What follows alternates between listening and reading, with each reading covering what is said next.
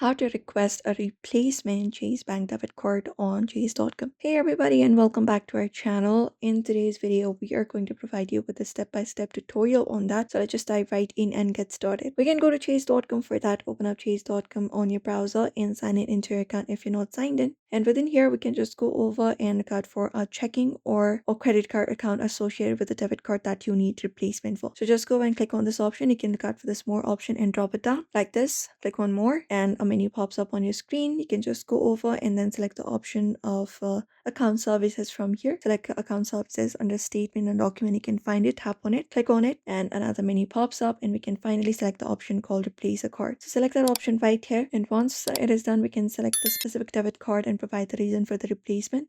For example, lost, stolen, damaged, etc. You can select one of the card for that, and we can select a reason why we would like to request replacement Chase Bank debit card. Just go over and do so and click on next.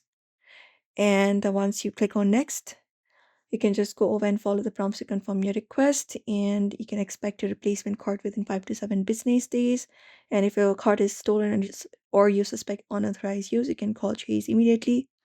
And you can also lock or unlock your card or change your PIN from the account services section there. And that's it.